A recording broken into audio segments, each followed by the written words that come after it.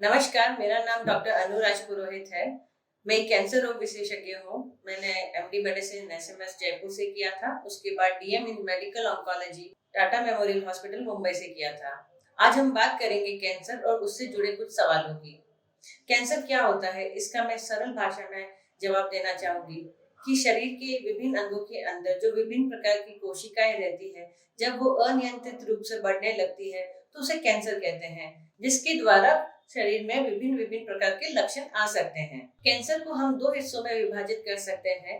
पहला, खून से होने वाला कैंसर। दूसरा, शरीर के विभिन्न अंगों से होने वाला कैंसर। अगर हम बात करें खून का कैंसर, तो ये सामान्यतः बहुत ही तीव्र गति से बढ़ने के प्रकार का कैंसर होता है। लेकिन अगर समय पे हम इसे डिटेक्ट करते हैं, यानी कि इसको पकड़ में ला पाते हैं, तो इसका इलाज संभव है, जो कि पूर्णतया संभव है। खून के कैंसर के ठीक होने का अवसर विभिन्न प्रकार के अंगों के कैंसर से ज्यादा रहता है। हालांकि ये एक तीव्र गति से बढ़ने वाले कैंसर होते हैं। अब हम बात करते हैं विभिन्न प्रकार के अंगों के कैंसर की।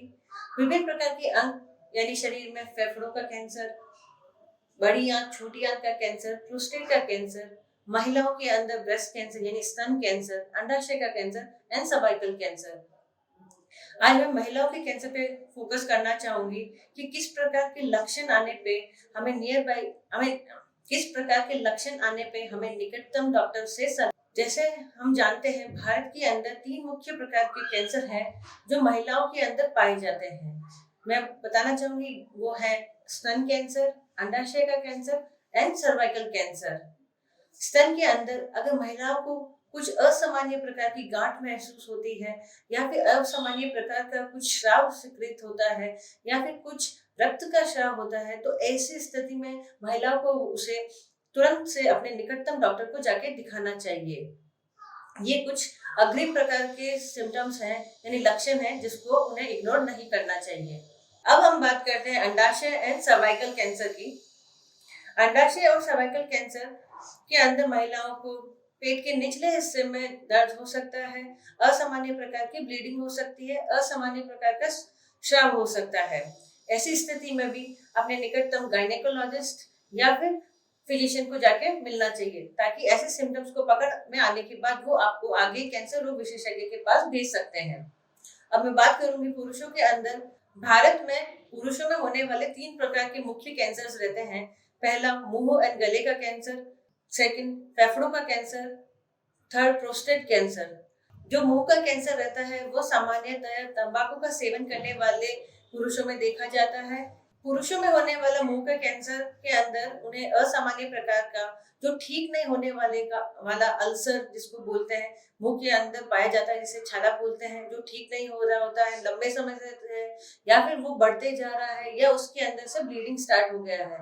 ऐसी स्थिति में भी आपको जाके डॉक्टर को कंसल्ट करना चाहिए। अब हम बात करते हैं फेफड़ों के कैंसर का, यानी लंग कैंसर, जो कि धूम्रपान से होता है। धूम्रपान से होने के इसके अवसर बढ़ जाते हैं। एक शोध और अध्ययन के अंदर ऐसा पाया गया है कि जो व्यक्ति धूम्रपान करता है उसके अंदर फेफड़ों का कैंसर का होने का अवसर 17 गुना बढ़ जाता है। उसके लक्षण क्या होते हैं पुरुषों के अंदर? जैसे ठीक नहीं होने वाले प्रकार की सूखी खांसी, असामान्य प्रकार का बुखार आना, वजन कम आना, सांस में दिक्कत होना।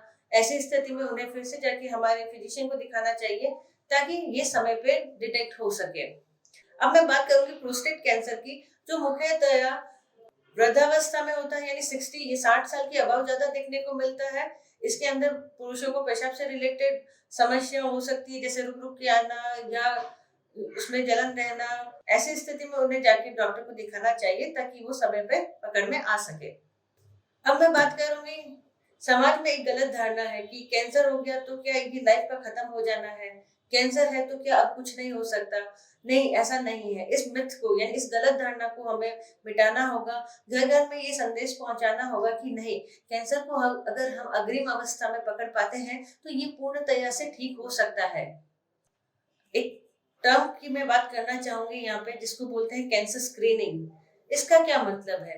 कैंसर स्क्रीनिंग का सरल भाषा में ये मतलब है कि सामान्यतः हम देखते हैं कोई भी लक्षण आने के बाद में हम उस बीमारी को पकड़ में लाते हैं, लेकिन वही बीमारी अगर लक्षणों के आने से पहले अगर हम पकड़ में ले आए, जो कि हम कैसे करते हैं, समय समय पर नॉर्मल पॉपुलेशन यानी कि समाज में सभी व्यक्तियों का समय समय पर उनकी जांच करें, उनका एग्जामिनेशन करें, तो वही बीमारी जो कि लक्षण आने के उपरांत में पकड़ी जा सकती है, उसको हम पहले भी पकड़ सकते हैं।